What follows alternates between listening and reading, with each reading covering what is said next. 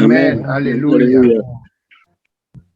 Alors, mes frères et sœurs, dans la foi, dans cette neuvaine que vous avez commencée et qui a pour thème général, l'Éternel te donnera la victoire sur tes ennemis, thème tiré du livre du Deutéronome au chapitre 28, verset 7. Il m'a été demandé aujourd'hui de vous parler particulièrement de cette parole de Jésus dans l'évangile de Saint Jean au chapitre 16, verset 33, où Jésus disait à ses apôtres, il leur disait cette phrase importante, « Je vous dis toutes ces choses pour que ma paix soit en vous et pour que vous remportiez la victoire. » Voilà la parole de Jésus à notre égard. Voilà ce qu'il nous dit. Alors, c'est cela que nous allons essayer de commenter. Je vous donne ma victoire. Je vous donne ma paix. Je vous dis ces choses-là pour que ma paix soit en vous et que vous ayez la victoire en mon nom. Cette parole de notre Seigneur Jésus-Christ nous comble de joie parce que le Seigneur nous promet la victoire sur les ennemis. Alors, que pourrions-nous dire? Que pourrons-nous dire sur ces paroles? Pour mieux comprendre cette parole de Jésus-Christ, il nous faudra, avant tout, il nous faudra d'abord situer à quel moment le Seigneur Jésus parle. Jésus parle dans les derniers moments de sa vie. C'est pendant les derniers jours de sa vie que Jésus parlait à ses apôtres.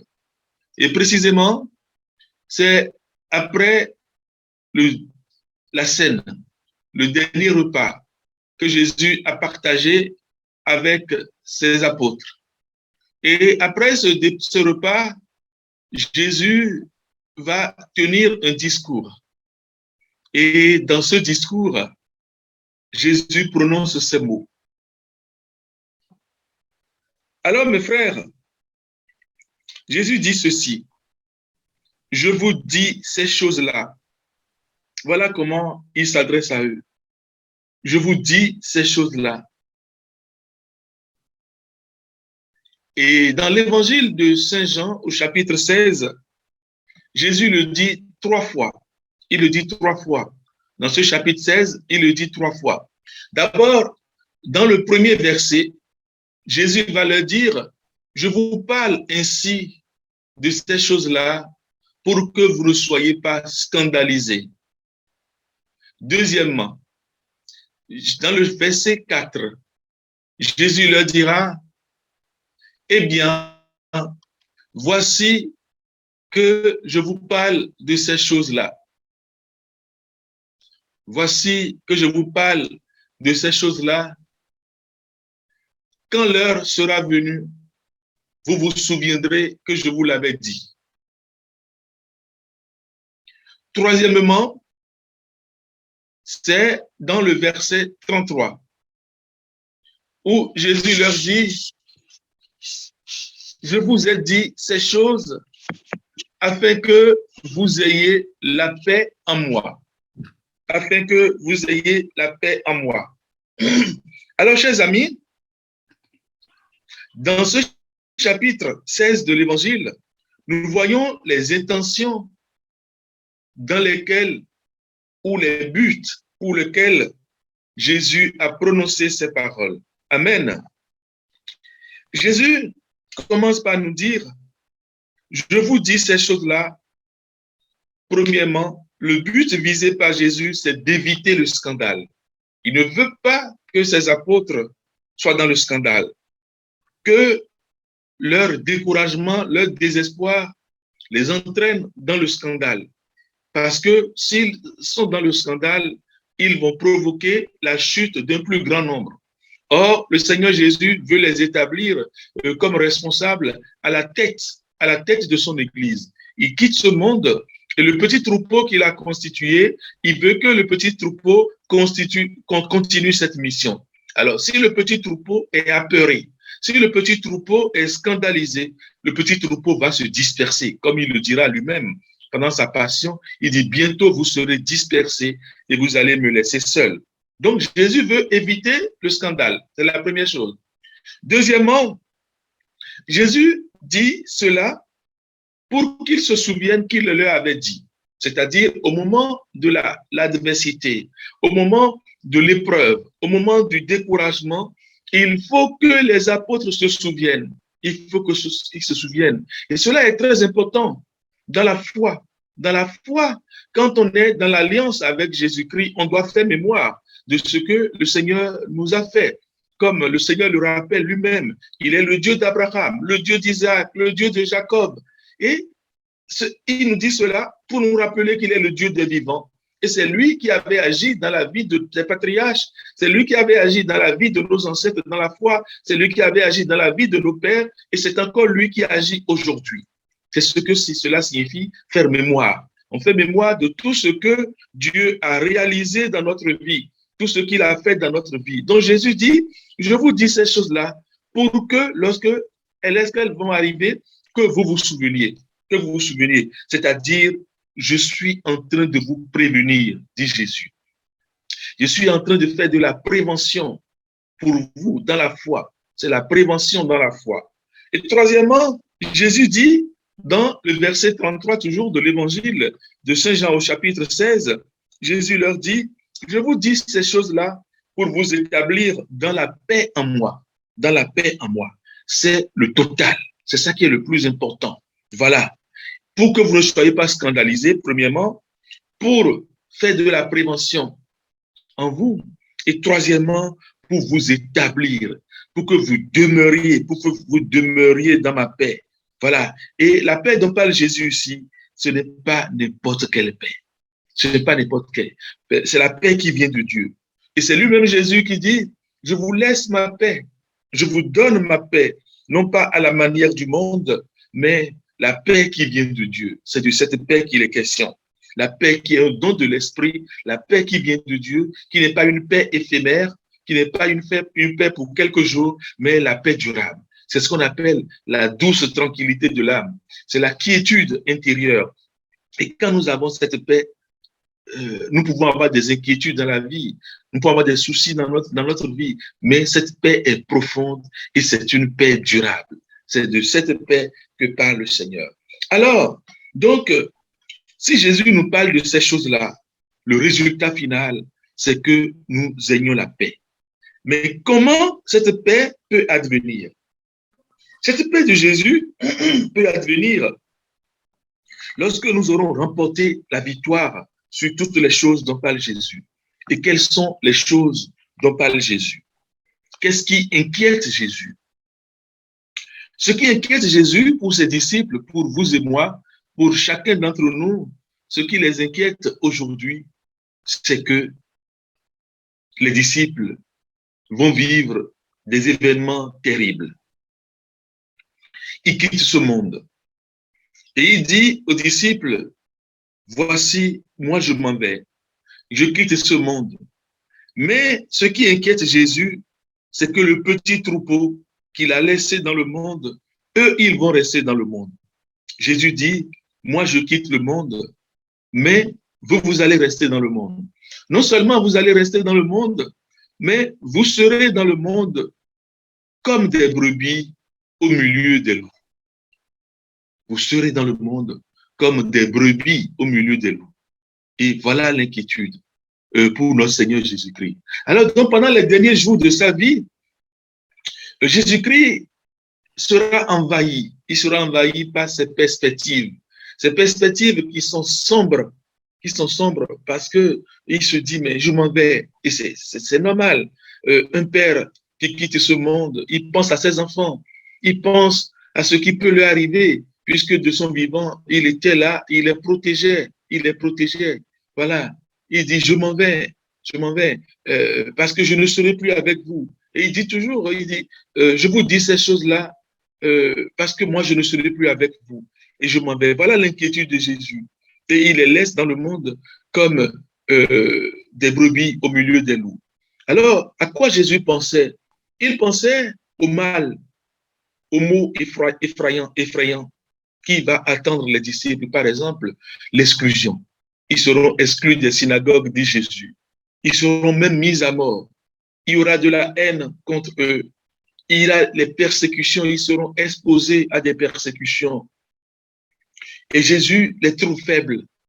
Il voit qu'ils sont faibles et que leur faiblesse vient du fait qu'ils ne le comprennent pas toujours. Il y avait cette incompréhension que nous retrouvons dans l'évangile de Saint Marc et dans l'évangile de Saint Matthieu, parce que les disciples ne le comprenaient pas. C'est ça qui était la grande souffrance de Jésus.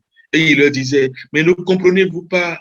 N'avez-vous pas compris ce que je vous ai dit? Quand j'ai multiplié les pains, quand j'ai fait ceci, ne comprenez-vous pas toujours? Et chaque fois, Jésus va dire cela. Parce que s'ils ne comprennent pas Jésus, s'ils ne sont pas dans la parole de Jésus, ils pourront être dispersés et scandalisés. Voilà un peu Jésus en pensant aux terribles épreuves qui peuvent leur arriver. Jésus avait peur pour eux.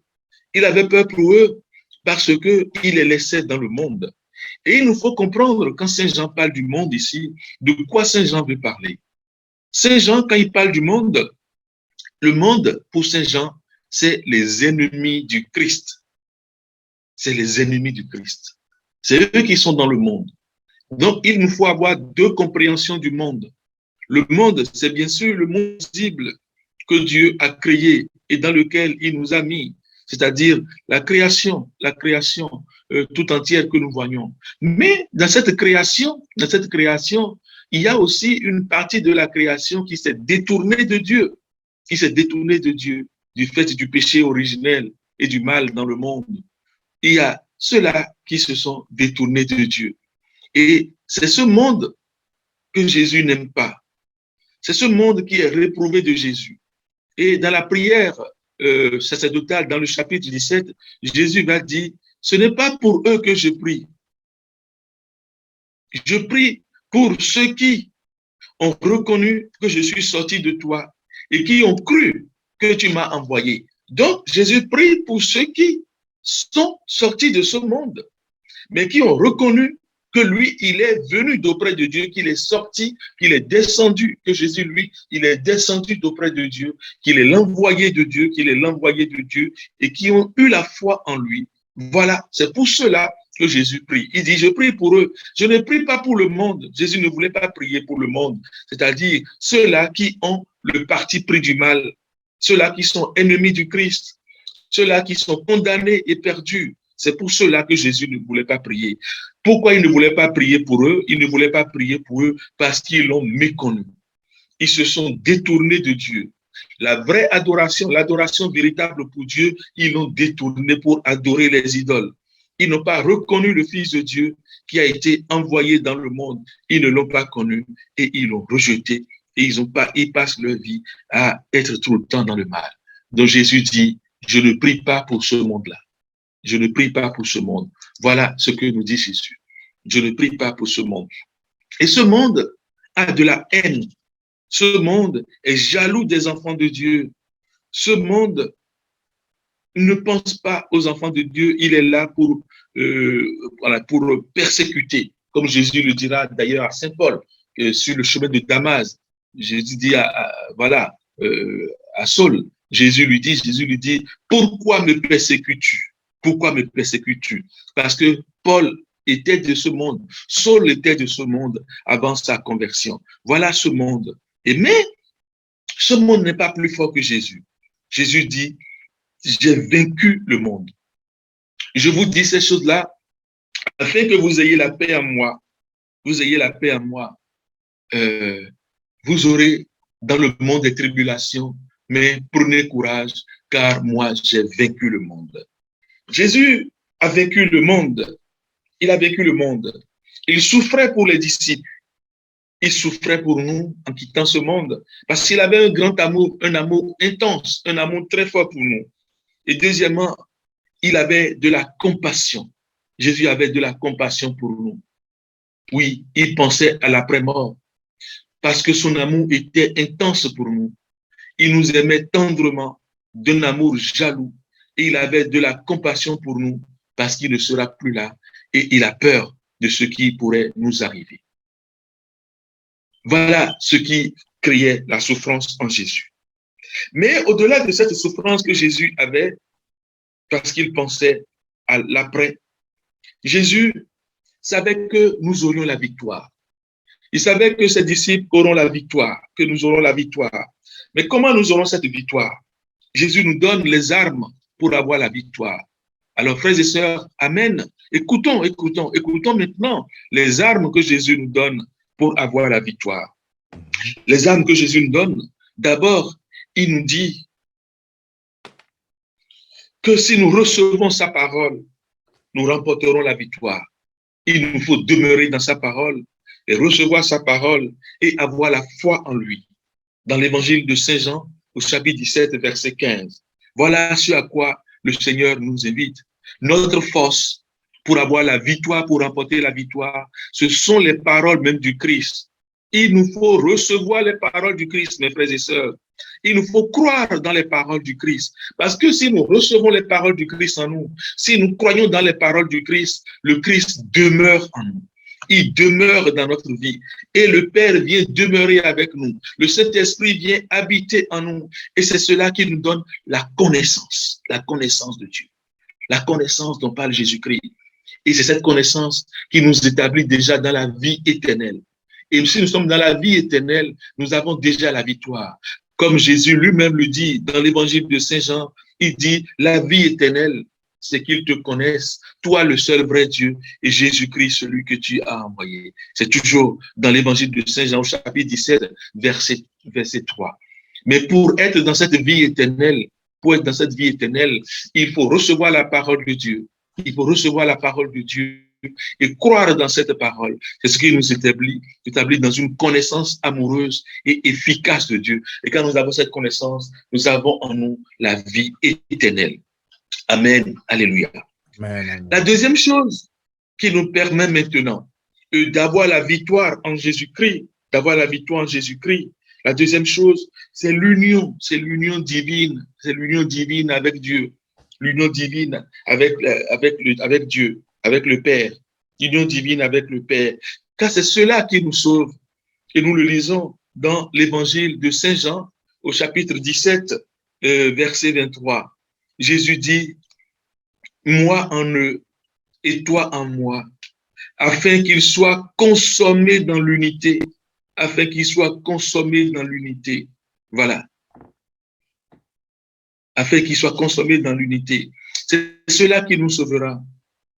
Jésus, tout l'effort de Jésus pendant les derniers moments et toute sa prière, c'est pour assurer à ses apôtres cette union divine qui peut les sauver, cette union avec Dieu qui peut les sauver. Oui, frères et sœurs, chers amis, l'unité avec Dieu. En même temps, l'unité des hommes entre eux, c'est cela qui peut nous sauver. Que tous soient un. De même que toi, Père, tu es en moi et moi en toi, afin qu'ils soient eux aussi en nous. Si nous vivons dans cette unité, nous devons savoir que nous sommes passés de la mort à la vie parce que nous aimons nos frères. Nous aimons Dieu, mais nous aimons également nos frères, dont nous passons de la mort à la vie. Donc voilà la deuxième chose. Mais la troisième chose, qui est la plus importante aussi, qui nous établit dans la victoire avec Dieu, c'est l'Esprit Saint. C'est vivre de l'Esprit Saint. C'est vivre des dons du Saint-Esprit. C'est vivre sous la mouvance de l'Esprit Saint. Vous savez, après le baptême dans le feu et dans l'Esprit Saint, ce qui nous permet de rester dans la mouvance du baptême, c'est le Saint-Esprit que nous recevons. Quand nous recevons cet esprit et que nous continuons à vivre dans l'esprit, nous sommes de véritables chrétiens. Mais comment vivre dans l'Esprit Saint? C'est le Christ lui-même qui nous le dit. C'est le Christ qui nous dit. C'est l'Esprit Saint qui va nous donner la victoire. Et comment le Saint-Esprit nous donne la victoire? Je vous inviterai à lire, toujours dans le chapitre 16 de l'évangile de Saint Jean, de lire les versets 8, du verset 8 au verset 11. Au verset 11. Jésus dit, quand il viendra, le Saint-Esprit, il établira la culpabilité du monde en matière de péché, de justice et de jugement. Amen. Alléluia. Amen. C'est ce que fera le Saint-Esprit. C'est ce qu'il fera. Il établira la culpabilité du monde, de ce monde dont Jésus vient parler, de ce monde qui est ennemi du Christ. Quand il viendra le Saint-Esprit, il va établir la culpabilité du monde. C'est-à-dire, il va faire comprendre à ce monde ennemi, ennemi du royaume, ennemi du Christ, il va lui faire comprendre que c'est lui qui est coupable, c'est lui qui agit mal, c'est lui qui doit se rendre maintenant. Il est temps qu'il se rende, qu'il dépose les âmes et qu'il se rende au Christ. Amen. Amen. Voilà. Il faut qu'il se rende, qu'il se rende.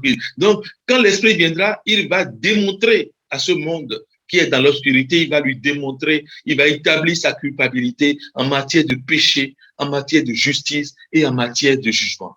Et Jésus dit, il va établir sa culpabilité en matière de péché parce qu'on ne croit pas en moi. Parce qu'on ne croit pas en moi. Alors, qu'est-ce qui va se passer? Ce qui va se passer, les ennemis du Christ, ceux dont parle le Christ, c'est en son temps, c'est les pharisiens, c'est les scribes et les docteurs de la loi qui s'opposaient à lui en son temps. Mais aujourd'hui encore, dans notre monde, les ennemis du Christ sont nombreux. Ceux qui luttent contre la famille, ceux qui promeuvent les idéologies de la mort, ceux qui sont prêts à tuer les fils de Dieu. Oui, c'est ceux-là. Et Jésus dit, quand l'Esprit Saint sera là, l'Esprit Saint sera là, l'Esprit Saint va leur montrer où est la vérité.